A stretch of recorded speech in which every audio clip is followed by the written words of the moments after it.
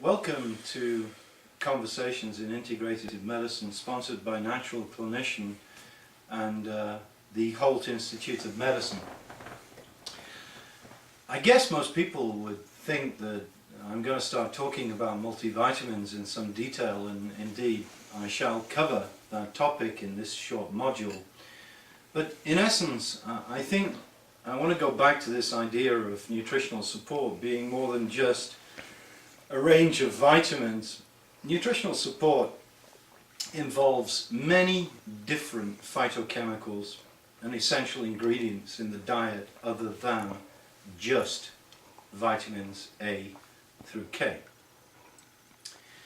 We require adequate intakes of minerals, especially essential minerals, macronutrients like calcium and magnesium, micronutrients like boron, molybdenum, copper. All of these agents are very important. But you know, if we look at our diet and we think simplistically, we can see that our diet really is deficient in a lot of different vital nutrients. And we can see that nature, in fact, offers us an abundance of cofactors that help essential vitamins or vital nutrients work. So these days I'd like to get away from the idea of vitamins and talk about vital nutrients, of which vitamins themselves are one example. So the idea of popping a multivitamin pill alone as providing nutritional insurance is an idea in my mind that's obsolete and passé.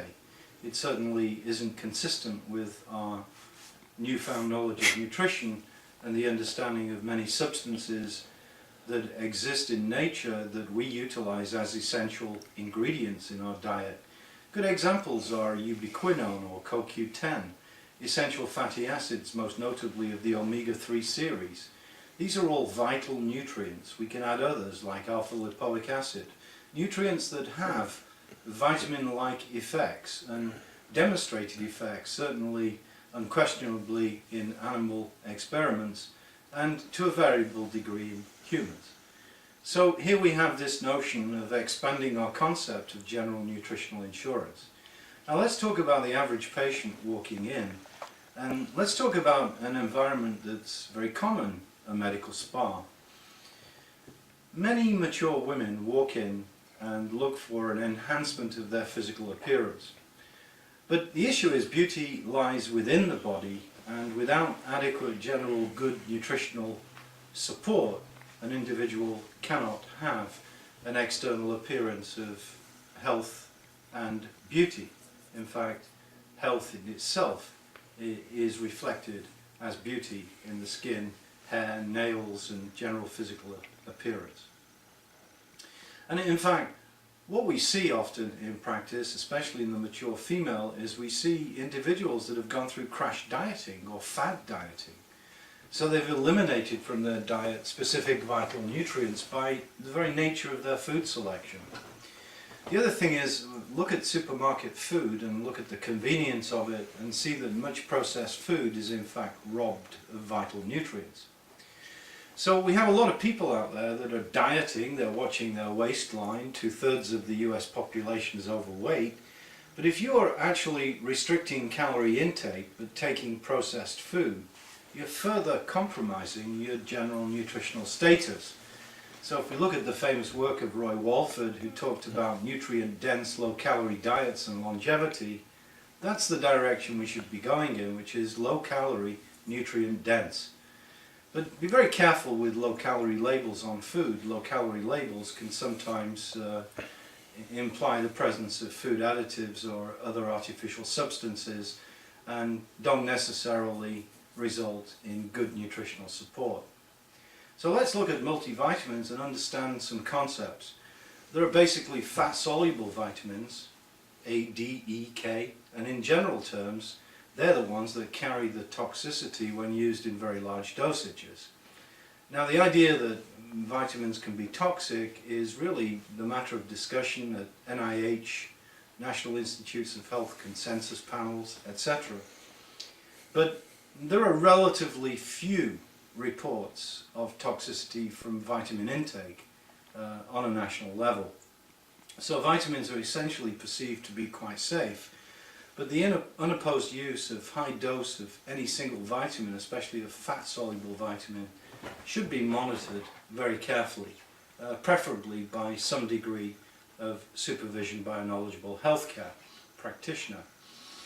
Now, in general, the water-soluble vitamins, the B series, vitamin C, that classic group, are essentially quite safe even in high dosage. There are notable exceptions. For example, niacin taken in gram amounts can disturb liver function and even alter glucose tolerance test. Therefore, care obviously for vitamin use in certain circumstances or disease states. The diabetic, given niacin, should be monitored, and should be monitored from the point of view of potential toxicity. So vitamin needs vary by age, by disease state, but there are a group of people that require, in my opinion, obligatory vitamin supplementation. Now, integrated practitioners argue everyone would benefit from multivitamins or nutritional support. There are strong arguments to support that. But those that require obligatory supplementation are people who are at risk, the elderly, for example, diabetics who lose water-soluble vitamins and minerals, certainly smokers, people with adverse lifestyle, anybody undertaking a diet, people with special nutritional stresses from coexisting disease states form a very good focus group. Obviously, correct use of vitamins and supplements in pregnancy with caution. So I can't really go into the specific activity of each vitamin except to present this concept that really the idea is general nutritional support and clinical daily prevention. And if I was to say what that involves, it involves really some whole food components mixed with multivitamins and the administration of essential omega-3 fatty acids, which we're going to talk about in a different module, because we perceive a widespread relative deficiency of omega-3 fatty acids found in fish oil predominantly in industrialized society.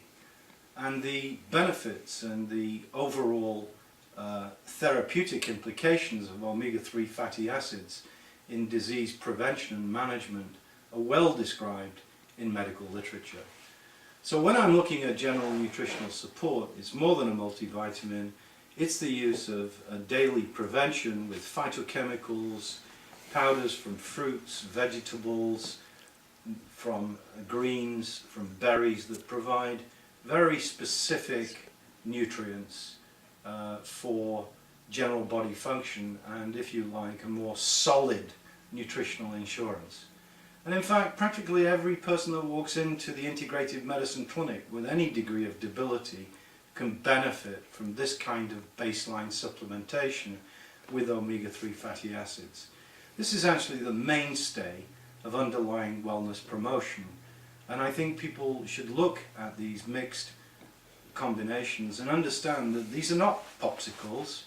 There are problems in putting together the taste of some of these things, but good flavoring can get over it. There is a grittiness in some products, and a degree of tolerance is required on the part of the patient and the physician to accept the ideal supplementation.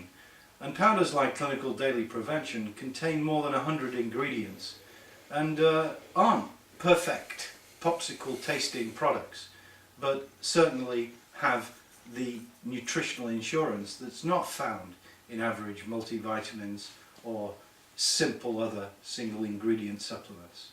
Thank you for listening. We'll go into nutrition in more modules in more detail.